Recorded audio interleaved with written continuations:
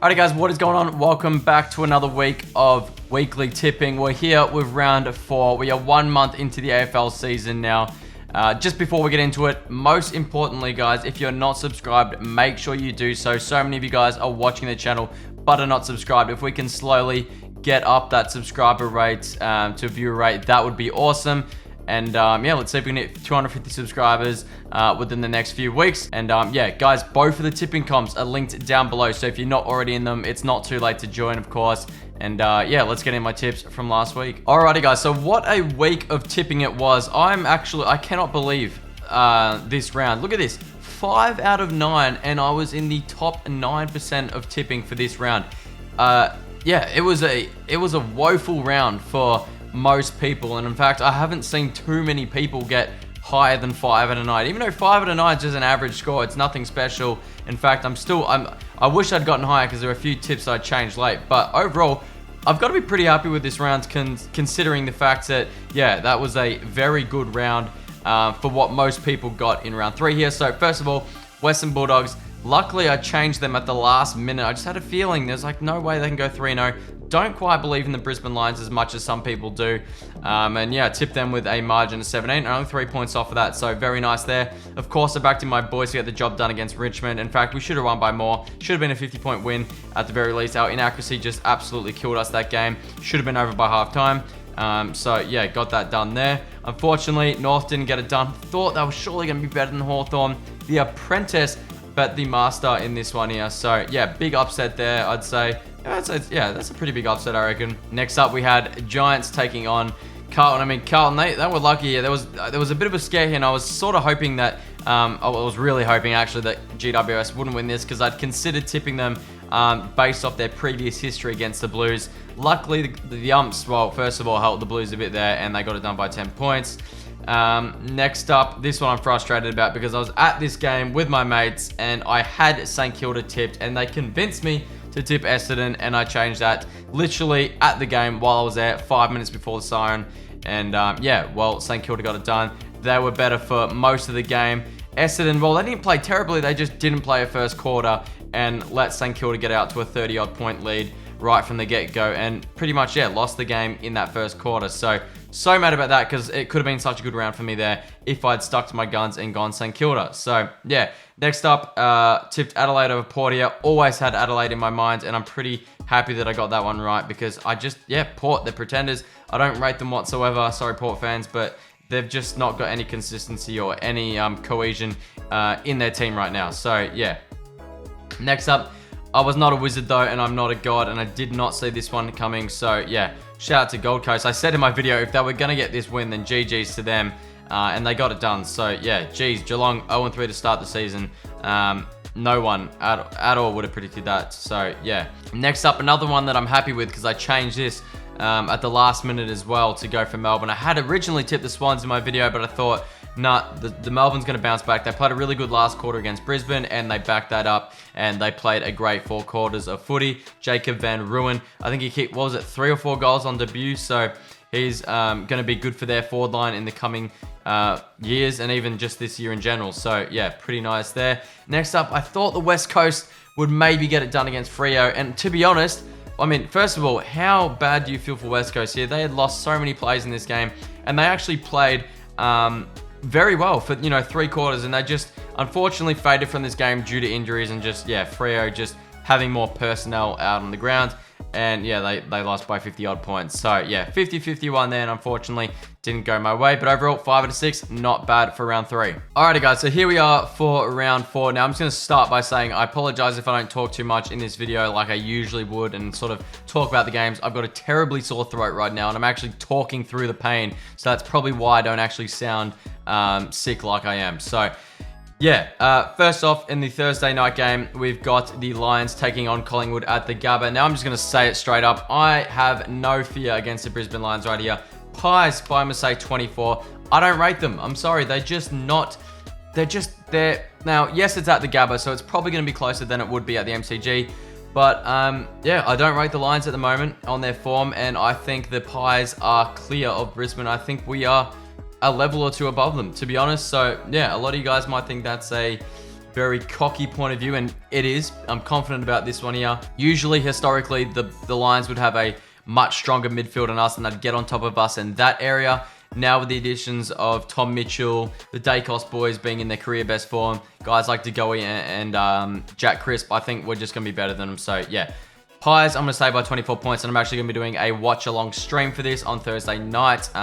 So yeah, if you want to watch that, I'll be doing that. Alrighty, next up, we've got North taking on Carlton at Marvel Stadium. This one, I do give North a chance here, and I could see this being an upset. Last year, I think Nick Larkey kicked 7 against Carlton.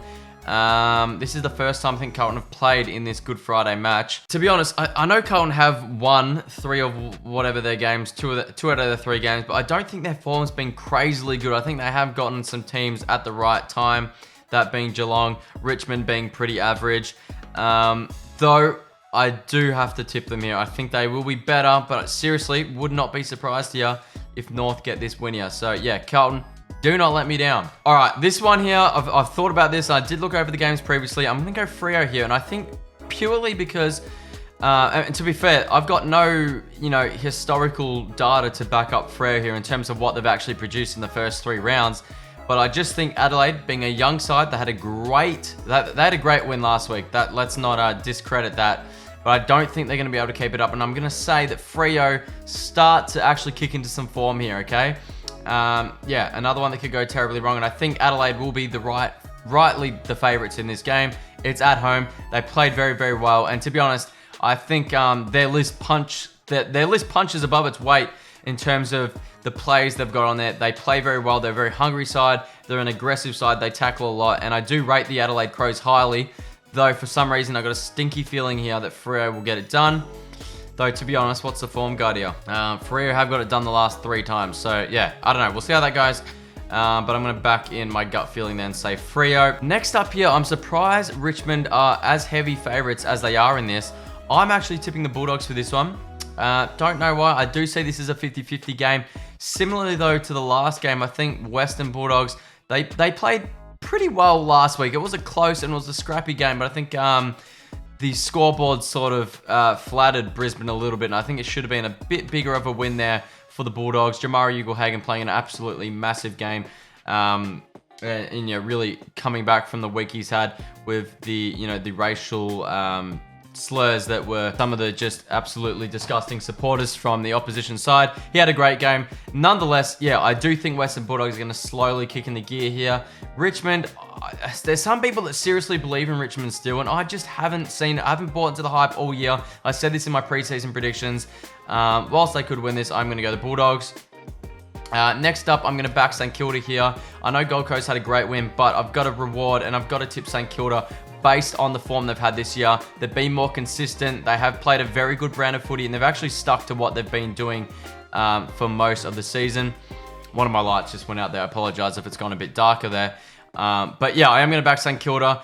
Gold Coast have done this in the past where they'll have a great win and then they'll just completely not bring any of the same intensity the week after. So I can't be faithful. I don't have faith in Gold Coast being able to back it up and do the same for next week. So yeah, St Kilda for that one. Next up, we've got the Sydney Swans taking on Port Adelaide at the SCG here. Again, I don't have faith in Port Adelaide. I don't believe in them. I think they're a bit of... I think they're pretenders, to be honest. Well, not even really, because I don't think they're going to be contending this year at all. Sydney, though, I know they got outplayed in the Melbourne game, it has to be said, but at home at the SCG, they're a pretty goddamn, hard side to beat. So, yeah, I'm going to go Swans there. I think they'll get it done relatively comfortable, hopefully. Really, honestly, who knows at this point? Every round this year has been just massive upsets left, right, and center. So, yeah, this is another one, and it has to be mentioned here. Port Adelaide have won the last 5 games against the Swans here. Though it has to be said, look at this, 4 of them at Adelaide Oval. So, yeah, and the last time they bet them in the SCG was in 2018. The Swans are a very different side there. So, yeah, I'm going to go Swans, sort of confident about that one, to be honest. All right, next up, we've got the Essendon Bombers taking on the Giants. Now, similarly to St Kilda, I think Essendon have just been in better form for most of the year. They've been a bit more consistent than the Giants, and I'm going to tip them for that reason. I know the Giants, they did have they didn't have a win. They lost to Carlton. They didn't play terribly. So I could see this being a bit of an upset here. I don't know what the form guide is.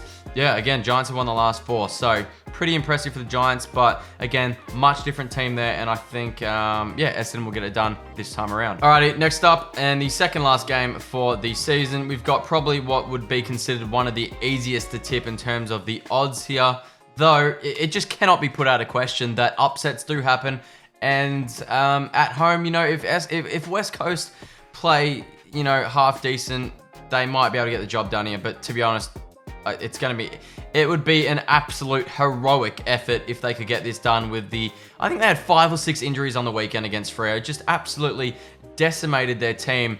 It seriously was like they were going into the Coliseum and fighting for their lives against Freo there. So yeah, Melbourne, seriously, they've got to get that done by a good margin, you'd think. And next up for the last game of the season, I've gone over these tips and I've got a gut feeling here, and I don't know why, but I'm going to say Hawthorn get it done again. They got it done last year. Will Geelong go 4-0? It's one of those games where you think it's going to get more and more difficult to tip against Geelong purely just because they've already lost 3 games. And what are the odds of them losing 4 in a row?